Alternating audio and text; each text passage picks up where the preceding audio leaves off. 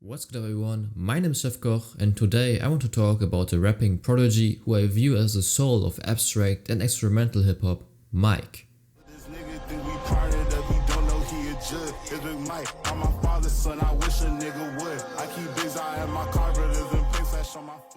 Mike is a rapper and producer originally from Livingston, New Jersey, who has Nigerian roots. At 5 years old, he moved to London with his mother and his two sisters, and whilst living in the UK, Mike discovered the grime scene with artists like Skepta and got inspired to start rapping after seeing a British rapper's music video on an English TV channel when he was 10 years old. Next to that, Mike cited a lot of his early inspirations as soulful R&B artists from the early 2000s, but once he moved back to the US in 2010 to live with his father, more specifically to Philadelphia, he began to familiarize himself with the emergent American hip-hop scene with artists like Lil Wayne, Drake and Chance the Rapper. Furthermore, Mike cited the movie Paid in Full from 2002 with rapper Cameron as an influence on his art style for designs and music videos. Mike would record his first ever song, a cover of All Caps by MF Doom and Madlib, who both influenced his musical career a lot, in 2012 when he was just 14 years old, and as he grew older, Mike began to develop his own taste in hip hop and started following the Odd Future collective with artists like Tyler the Creator and Earl Sweatshirt. By 2015, when he was 16 years old, Mike started to take hip hop more seriously and released his first ever project titled Belgian Butter to his Bandcamp page. Around this time, Mike would move to the Bronx and a bit later to Brooklyn in New York. He was looking for like-minded individuals in the big city, and that's why he co-founded the collective Slums, which included other experimental rap artists Ade Hakim, Jody 10K, Daryl Johnson, King Carter and Mason Drayling. The Slums collective started as a couple of high schoolers in an after-school hip-hop program, but since they all had a real passion for music, they managed to make Slums grow into one of the most interesting scenes for contemporary hip-hop, notorious for their lo-fi and sample-heavy production.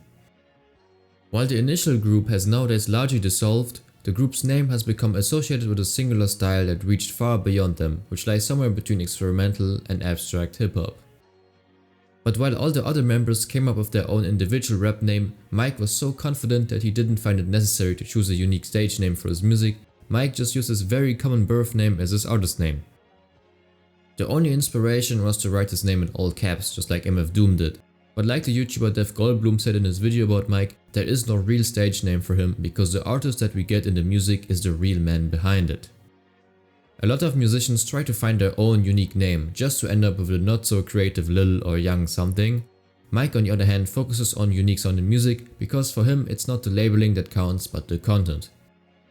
That's why Mike has vulnerable and real lyrics. The rapper Mike is just as authentic and genuine as the person Mike, and that's what a lot of his fans like about his music. So now let's focus on some of the musical highlights from Mike's discography. First, I need to mention his breakout mixtape May God Bless Your Hustle, on which Mike presents a rare emotional directness over experimental soul-laced beats.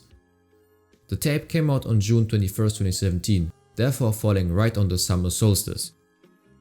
Mike usually drops his projects on either of the solstices, inspired by the Shakespeare play A Midsummer Night's Dream, and on the summer solstice albums most of the tracks in the beginning are more energetic and then the few at the end are melancholic and duller. May God Bless Your Hustle perfectly shows Mike's unique rapping style, characterized primarily by his voice, as well as his intoxicatingly slow vocal delivery. But another thing that I like about his music is that Mike always shows love to his family. He regularly cites the women in his life, including his mother, older sisters and school teachers as major inspirations. For example, the title of the mixtape May God Bless Your Hustle was inspired by a phrase his mother used to say to him, and the cover depicts Mike's mother crossing a bridge in Nigeria. Therefore, May God Bless Your Hustle is a homage to Mike's family, and the album is considered as one of his best records to this day. And my favorite song on here has to be Hunger. Hunger make you eat your words instead, nigga. Watch that ego make your head bigger. As another highlight, we have the 4-track EP By the Water from September 2017 and the album Black Soap from May 2018. Mike's non-typical upbringing due to seeing many different places in his childhood had an audible influence on his diverse and experimental music style, as well as his cultural intellect. Therefore, Mike is able to draw a lot of inspiration from other countries and cultures for his albums, which can be found in the samples but also on his covers. For example, the Black Soap cover is designed to look like packaging for the popular West African product Black Soap.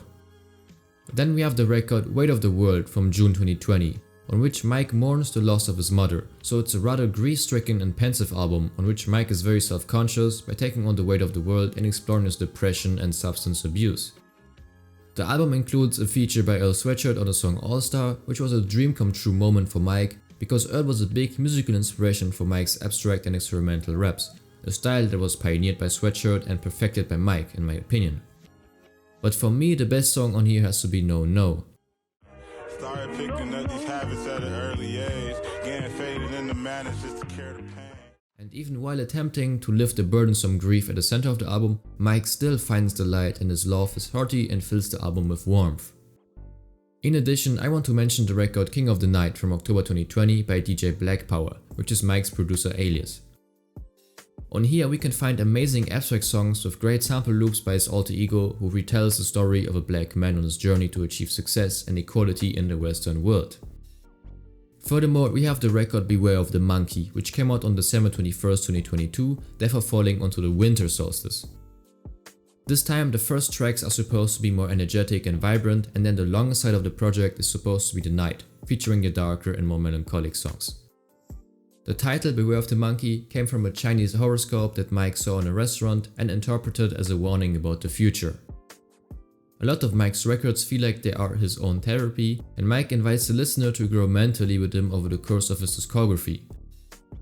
His music encapsulates every single human emotion possible, and that is truly artistic. Not many artists are able to achieve this. Beware of the Monkey shows Mike's meditation on loss and grief, a cathartic exploration of financial and spiritual success, as well as a celebration of the blessing of family, friends, and simply being alive. Hence, Mike basks in his success, but he strives to stay grounded and he's still processing the weight of the world while also allowing himself to enjoy life. He's the most confident he's ever been, but is completely open to learning and making mistakes, so Mike still is on a self-healing journey on this record, but he's slowly feeling better. There also is a really emotional moment on the song Swoosh 23, which shows a voice memo from Mike's big sister on which it sounds like she's discovering her brother's music for the first time, and it's a really beautiful incident. Next to that we have a very interesting feature by Jamaican dancehall artist Sister Nancy on the song Stop Worry, which shows that Mike's musical interests are very versatile.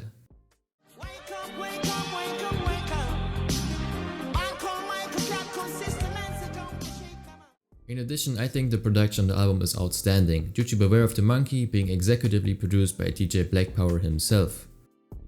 Especially Nothing I Can Do Is Wrong has such a beautiful sample. Through the city, I can do too much of looking up. My sister hit me, trying to push me, sound good enough. Believe it or not, the track actually is a one take by Mike. That's why there is a false start for a couple of lines where Mike is rapping off beat. Mike really recorded the song Drunk as Hell in 50 minutes, but it sounds perfect in my opinion. Beware of the Monkey is my favorite release by Mike to this day and has to be one of the finest abstract hip hop releases from the 2020s. As I mentioned before, this subgenre was pioneered by Earl Sweatshirt, and Mike was heavily inspired by Earl, which can be witnessed in Mike's writing, since he relies on carefully constructed rhyme schemes and lumbering flows to bring his messages across, so he is refining a formula which Earl Sweatshirt actually helped to build with his early records. And if you go back in time a bit, in 2016 Earl bought the Mike record on Bandcamp by coincidence without knowing that Mike was a big fan of him, so he reached out to him and Mike was able to meet him in New York through his fan Wiki, and both artists became really good friends. Earl had a big impact on Mike since he mentored him and prepared him for the music industry.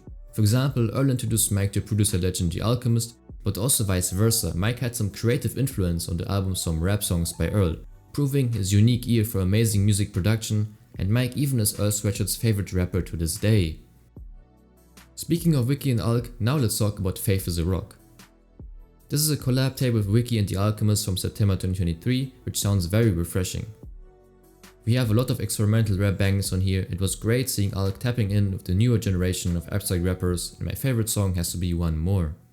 Long nights, let's reinforce all the friends, ties short me and more. Then we have the album Burning Desire from October 2023, which is Mike's most polished record yet and a new artistic peak in my opinion. The intro, narrated by Klein, frames it as a soundtrack to a dark romantic horror with comedic twists. This horror story revolves around the mask carver from the Dan people in West Africa, also known as the Yakuba. This mask carver is ridiculed for his mediocre work until a new mask mysteriously appears in his home, prettier than any he's made himself, a real delightful surprise. On Burning Desire, Mike proves his storytelling ability and praises his African heritage over eccentric instrumentals. Almost the entire album is self-produced and this record is a unique experience. I strongly recommend to check it out, and my favorite song on here is Set the Mood.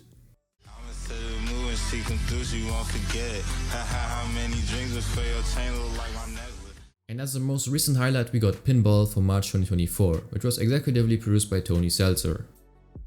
Pinball is a more trap-influenced record in which Mike shows love to contemporary underground rap by including features from Tony Snow and Nyante, and the production by Tony sounds very avant-garde as well.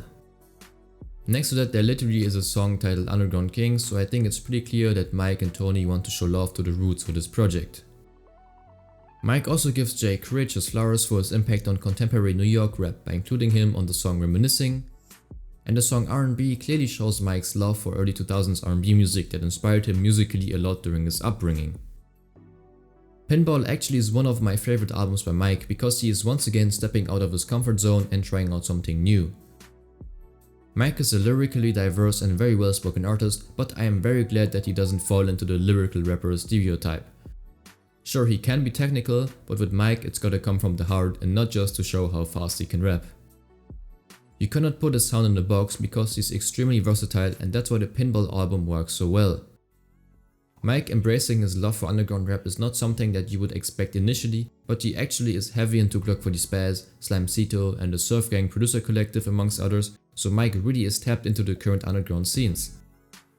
Next to that, he regularly works with other underground artists like Relang Phil, Nyante or Nickel Smith for example, proving his interest in the new waves of contemporary hip-hop.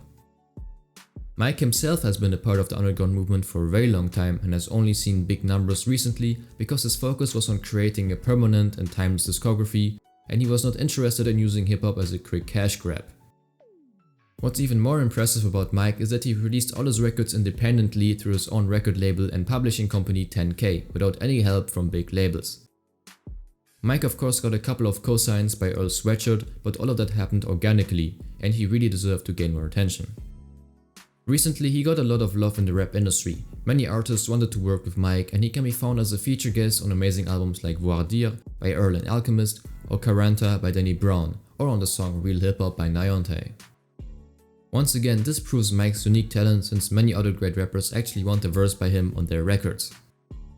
That's why I view him as a soul of abstract and experimental hip hop. He's a great musician with a unique baritone voice, timeless instrumentals with crazy samples and introspective lyrics packed with reflections on grief, growth and mental health. I think that Mike is one of the most talented and creative rappers out right now.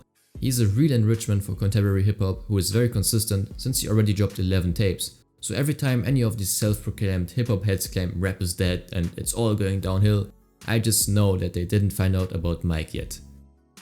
He really is the soul of abstract hip hop and he's an actual prodigy who has the ability to create timeless music and put on for a favorite music genre.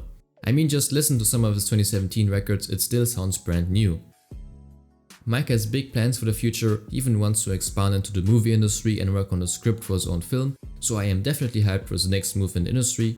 And with that being said, thank you so much for watching, leave a like if you enjoyed the video and don't forget to subscribe so we can hit 600 subs before the end of the year. Cheers!